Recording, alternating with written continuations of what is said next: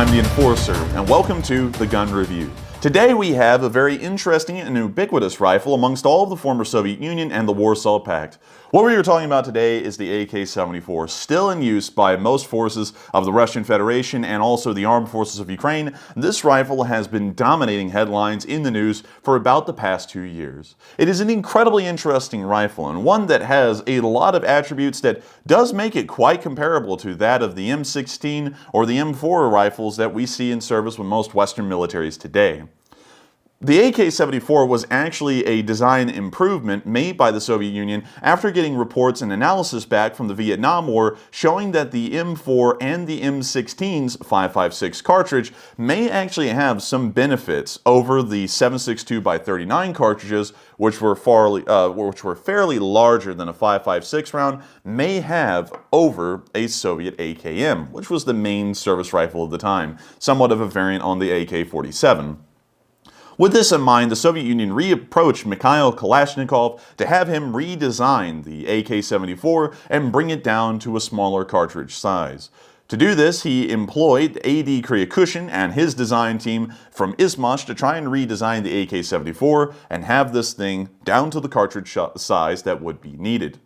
The Soviets decided that the 5.45x39 cartridge that we see right here would be the ultimate replacement to the 7.62x39, ballistically superior in several ways, and not only that, a little bit lighter than the 7.62x39, it would allow for the infantryman to carry a lot more ammunition and therefore lay down a lot more suppressive fire than they would have been able to with the AKM, or the 7.62x39 cartridge that we have here on set. Those rounds were actually some fairly large improvements, and we can see that once they started to design the AK-74, it was largely designed with this improvement in mind. It did keep a lot of the similarities to the AKM, however. Pretty much all of the internals of our AK-74 are functionally exactly identical to that of an AKM or an AK-47. It's just that the cartridge has been sized down to the 5.45. We can also see that with the AK-74, they added this front more so compensator than a flash hider. You'll see when we shoot it. This compensator is specifically designed to take the gases from the discharged bullet and expend them upwards. This mitigates the recoil of the AK-74 vertically and makes it a lot easier for a rifleman to keep this rifle on target once he starts to fire. We can also see a couple of interesting things as well that you will see on other AKs. The AK does not have any kind of a gas valve system. Instead, all excess gases are actually discharged through these two little ports that you can see here on the front, and another two on this side. That is meant to make sure that any excess gas that may cause damage to the rifle would be expended out of these small holes instead of into the rifle itself, causing possible serious damage. Not only that, but the internals of the AK-74 are also quite interesting to look at as well. And if we take off the dust cover, we can see a couple of interesting things here inside of the AK-74. First, we can see the the large recoil spring that exists within all AK platforms. This is the only spring within the AK that provides any recoil assistance to the actual bolt and bolt carrier. This is unlike some other systems, although most systems by this point in history started to finally go with this just one large recoil spring or some kind of a similar concept.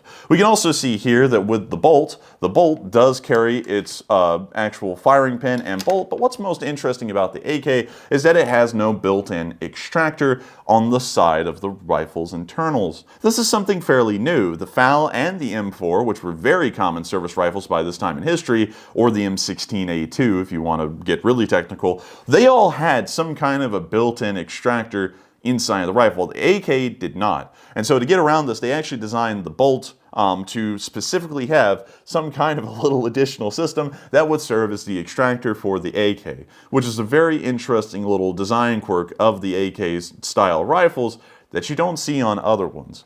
But to really quickly put this dust cover right back on, which we should be able to do quite easily, as long as we get it lined up properly and push it down correctly, which it's always a little bit more difficult than you'd think, but there we go, we have it right back on. The AK largely It's a very interesting platform, but specifically the AK-74, because a lot of the rough edges that were seen with the AK-47 and the AKM had actually been fined and retuned by the introduction of the AK-74. And many of y'all know this, especially if you've watched our channel for a long time, as we cover the news of the war in Ukraine a great deal. And you'll see that the AK-74 is largely the service rifle of both the Russian Federation and also the armed forces of Ukraine at the same time.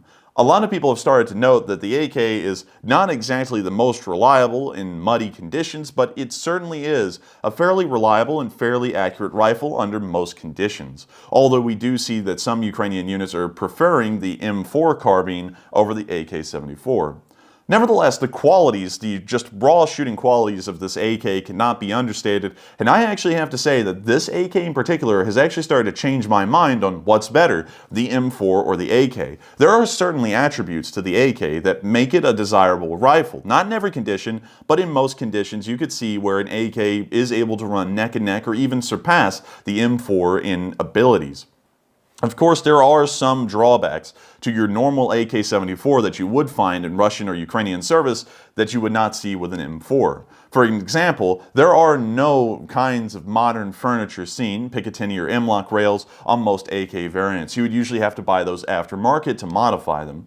Not only that, usually on most AKs, and if we flip this AK around, you can actually see this on the other side, there usually was no mount over here, so that way you could add any kind of an optic on top of the dust cover. Usually those didn't exist, although we do have an East German AK-74 that does have that attachment where you can add some kind of a scope or some kind of a mount where you could put a scope on top of it. Most AKs in Soviet service at the time did not have such an attachment. Regardless of that, we can see that because of this, the AK is mechanically simple and there's not a lot to break down. If anything is going to break down, it's most likely going to be inside the receiver itself. Either the recoil spring, the bolt carrier, or maybe the trigger grouping. Although those are so mechanically simple, that's going to be very difficult to do. We can also see that the AK does have a normal rear sight and a front sight, not really giving you a lot of customizability or options, but it still will get the job done for the Soviet infantryman of the late 70s and 1980s, and most forces that still use this up till this day. But enough about the rifle, how it looks, and how it shoots. Let's just show y'all what it looks like out there on the range. Alright, so now that we're at the range, we're going to be trying out this AK-74 to see what kind of shooting qualities it has. But most importantly, the ammunition we're going to be using today is the 7.6 armor-piercing rounds that were standard issue in the Soviet Union, and is currently the most widely used ammunition in Ukraine and in the Russian Federation in the current war. It's a fairly interesting round, but we'll probably make a separate video on it. Nevertheless, we've got to check out what this AK-74 is like.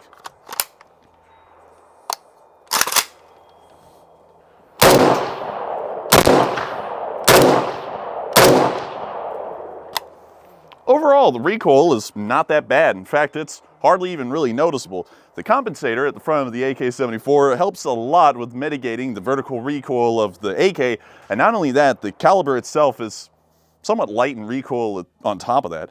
One thing that's pretty interesting to note is that the Bakelite pistol grip also doesn't feel that bad in the hand, and the trigger pull isn't that tough either. All in all, surprisingly enough, while it is an AK-74, really an AK platform as a whole, it doesn't live up to that kind of a rugged mindset where everything feels like it's hardly hanging on by a thread. It actually feels quite manageable when you try and shoot it. So let's just shoot it a little bit more and let's see what it's like.